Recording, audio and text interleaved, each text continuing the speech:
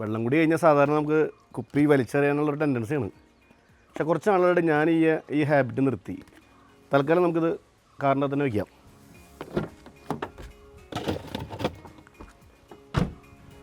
എന്നാൽ ഇനി കാര്യത്തിലേക്ക് വരാം. ഞാൻ എന്തുകൊണ്ടാണ് വലിച്ചെറിയൽ ഹാബിറ്റ് സ്റ്റോപ്പ് ചെയ്തതെന്ന് പറയാം. കഴിഞ്ഞ ദിവസം ഞാൻ മൂന്നാറിലൂടെ യാത്ര ചെയ്യായിരുന്നു. മനോഹരമായ തേയിലത്തോട്ടങ്ങൾക്കിടയിൽ പ്ലാസ്റ്റിക് കുപ്പികൾ കുന്നുകൂടി കിടക്കുന്നത് കണ്ടപ്പോൾ സത്യം പറഞ്ഞാൽ വല്ലാത്ത വിഷമം തോന്നി. ആ കാഴ്ചയാണ് എന്നെ കൊണ്ട് ഈ വീഡിയോ ചെയ്യിപ്പിക്കുന്നത്. ഒരു കാര്യം നോക്കിയാൽ നമ്മളെല്ലാവരും ഈ മോശം ഹാബിറ്റ് കൊണ്ട് എന്താണ് സംഭവിക്കുന്നതെന്ന് ചിന്തിച്ചിട്ടുണ്ടോ? ഒരു വർഷം 37 ലക്ഷം ടൺ, അതെ അത്രയും മാലിന്യമാണ് നമ്മൾ മലയാളികൾ ഒരു വർഷം കൊണ്ട് ഉണ്ടാക്കി കൂട്ടുന്നത്. ഞെട്ടിപ്പിക്കുന്ന കണക്കല്ലേ? നിങ്ങൾ എപ്പോഴെങ്കിലും ചിന്തിച്ചിട്ടുണ്ടോ നമ്മൾ ദിവസവും പുറന്തള്ളുന്ന ഈ മാലിന്യമൊക്കെ എങ്ങോട്ടാണ് പോകുന്നതെന്ന്? ദിവസവും കുന്നുകൂടുന്ന ഈ വേസ്റ്റ് നമ്മുടെ നാടിനെ എത്രത്തോളം ബാധിക്കുന്നുണ്ടെന്ന്? ഇന്ന് നമ്മൾ സംസാരിക്കാൻ പോകുന്നത് കേരളം നേരിടുന്ന ഏറ്റവും വലിയ വെല്ലുവിളികളിൽ ഒന്നാണ് മാലിന്യ സംസ്കരണം. ഒപ്പം ഇതിനൊരു പരിഹാരമാകാൻ പോകുന്ന സീറോ വേസ്റ്റ് ടൂറിസം എന്ന മികച്ച ആശയത്തെക്കുറിച്ചും. അപ്പോൾ നമുക്ക് തുടങ്ങാം. ആദ്യം കുറച്ച് കണക്കുകൾ പറയാം. പേടിക്കേണ്ട, ബോറടിപ്പിക്കാനല്ല.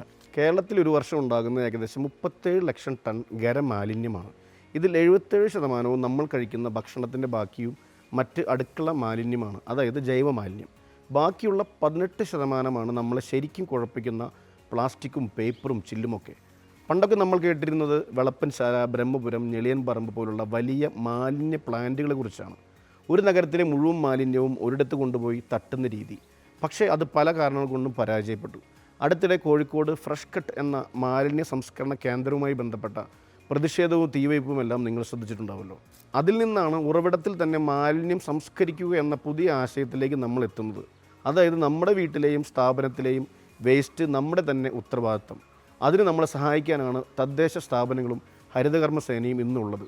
ജൈവമാലിന്യം വീട്ടിൽ തന്നെ കമ്പോസ്റ്റാക്കാനും പ്ലാസ്റ്റിക് പോലുള്ളവ തരംതിരിച്ച് ഹരിതകർമ്മസേന കൈമാറാനും ഇന്ന് സംവിധാനങ്ങളുണ്ട്. ക്ലീൻ കേരള കമ്പനി പോലുള്ള സർക്കാർ സ്ഥാപനങ്ങൾ ഈ പ്ലാസ്റ്റിക് ശേഖരിച്ച് റീസൈക്കിൾ ചെയ്യാനായി അയക്കുന്നുണ്ട്. ഈ വർഷം മാത്രം 60,000 ടൺ അജൈവ മാലിന്യമാണ് അവർ കൈകാര്യം ചെയ്തത്. ഇതൊക്കെ കേൾക്കുമ്പോൾ കൊള്ളാമെന്ന് നിങ്ങൾക്ക് തോന്നുന്നില്ലേ? പക്ഷെ സത്യം പറഞ്ഞാൽ കാര്യങ്ങൾ അത്ര സുഗമമല്ല. നിങ്ങളിൽ എത്ര പേരുടെ വീടുകളിൽ ഈ സംവിധാനം കൃത്യമായി നടക്കുന്നുണ്ട്? അടുത്തിടെ സർക്കാർ നടത്തിയ ഒരു സർവേ പറയുന്നത് 23% വീടുകളിൽ മാത്രമാണ് ഉറവിട മാലിന്യ സംസ്കരണം കാര്യക്ഷമമായിട്ടുള്ളത് എന്നാണ്. അതായത് 4-ൽ 3 വീടുകളിലും ഇപ്പോഴും പ്രശ്നമാണ്. രാത്രിയുടെ മറവിൽ ആളുകൾ റോഡരികിലും പുഴയിലും മാലിന്യം വലിച്ചെറിയുന്ന കാഴ്ച ഇപ്പോഴും സർവ്വസാധാരണമാണ്. കോടികൾ മുടക്കി പണിത പ്ലാന്റുകൾ പോലും പ്രവർത്തിക്കാതെ കിടക്കുന്നു. അപ്പോൾ എവിടെയാണ് നമുക്ക് പിഴയ്ക്കുന്നത്? ഇവിടെയാണ് നമ്മുടെ എല്ലാം മനോഭാവം മാറേണ്ടതിൻ്റെ പ്രാധാന്യം. നിയമങ്ങൾ മാത്രം വിചാരിച്ചാൽ ഈ പ്രശ്നം പരിഹരിക്കാൻ കഴിയില്ല. എൻ്റെ മാലിന്യം എൻ്റെ ഉത്തരവാദിത്തം എന്ന് നമ്മൾ ഓരോരുത്തരും ചിന്തിച്ചു തുടങ്ങണം. എന്നാൽ പ്രതീക്ഷയ്ക്ക് വകയുണ്ട്.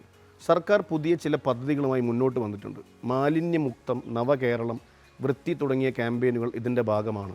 ഏറ്റവും രസകരമായൊരു കാര്യം, വേസ്റ്റ് മാനേജ്മെൻറ്റ് കൃത്യമായി ചെയ്യുന്ന വീടുകൾക്ക് വസ്തുനികുതിയിൽ 5% ഇളവ് സർക്കാർ തീരുമാനിച്ചിട്ടുണ്ട് എന്നുള്ളതാണ്. ഇതൊരു നല്ല പ്രോത്സാഹനമല്ലേ? ഇനി നമുക്ക് ചില വിജയ കഥകൾ നോക്കാം. ഇടുക്കിയിലെ ഇരട്ടയാർ എന്ന പഞ്ചായത്തിനെ കുറിച്ച് കേട്ടിട്ടുണ്ടോ? അവർ മാലിന്യം വിറ്റ് നേടിയത് 32 ലക്ഷം രൂപയാണ്. മാലിന്യം ഒരു ബാധ്യതയല്ല, വരുമാന മാർഗമാണെന്ന് അവർ തെളിയിച്ചു. ഈ ഇരട്ടയാർ മോഡൽ നമുക്കൊരു മാതൃകയാണ്. ഇനി നമ്മൾ വരുന്നത് ഏറ്റവും പ്രധാനപ്പെട്ട ഭാഗത്തേക്കാണ്, ടൂറിസം. ദൈവത്തിന് സ്വന്തം നാട് കാണാൻ വരുന്ന സഞ്ചാരികളെ നമ്മൾ വരവേൽക്കുന്നത് മാലിന്യ കൂമ്പാരങ്ങൾ കാണിച്ചുകൊണ്ടാണ്. ഇവിടെയാണ് സീറോ വേസ്റ്റ് ടൂറിസം എന്ന ആശയത്തിൻ്റെ പ്രസക്തി. മാലിന്യം പൂജ്യമാക്കുക എന്നല്ല അതിനർത്ഥം, അതൊരിക്കലും നടക്കുകയില്ല. പക്ഷെ നമുക്ക് മാലിന്യം പരമാവധി കുറയ്ക്കാൻ സാധിക്കും.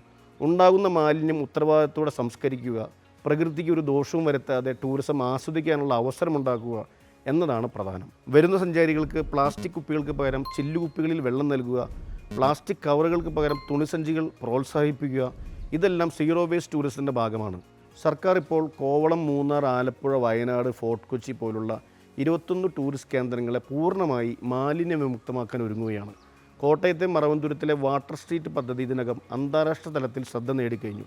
ഇത് വിജയിച്ചാൽ നമ്മുടെ ടൂറിസം മേഖലയ്ക്ക് അതൊരു വലിയ പുതിയ മുഖം നൽകും. അപ്പോൾ ചുരുക്കി പറഞ്ഞാൽ നമ്മളൊരു മാറ്റത്തിൻ്റെ പാതയിലാണ്. ഒരു വശത്ത് വെല്ലുവിളികളുണ്ട്, മറുവശത്ത് വലിയ സാധ്യതകളുമുണ്ട്.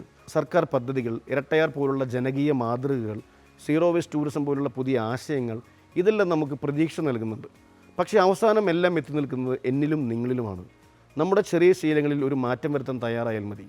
പച്ചക്കറി വാങ്ങാൻ പോകുമ്പോൾ ഒരു തുണിസഞ്ചി കയ്യിൽ കരുതുന്നത്, പുറത്തു പോകുമ്പോൾ ഒരു വാട്ടർ ബോട്ടിൽ കൂടെ കൊണ്ടുപോകുന്നത്, വീട്ടിലെ മാലിന്യം കൃത്യമായി തരംതിരിക്കുന്നത്, ഇങ്ങനെ ചെറിയ ചെറിയ കാര്യങ്ങൾ വലിയ മാറ്റങ്ങൾക്ക് ഉണ്ടാക്കാൻ സാധിക്കും. ഈ വീഡിയോ കാണുന്ന നിങ്ങൾ നിങ്ങളുടെ വീട്ടിലെ മാലിന്യം എങ്ങനെയാണ് കൈകാര്യം ചെയ്യുന്നത്? നിങ്ങൾക്ക് ഈ വിഷയത്തിൽ എന്തെങ്കിലും പുതിയ ആശയങ്ങളോ അഭിപ്രായങ്ങളോ ഉണ്ടോ? താഴെ കമൻറ്റ് ബോക്സിൽ രേഖപ്പെടുത്തുക. നമുക്ക് ഒരുമിച്ച് ചർച്ച ചെയ്യാം.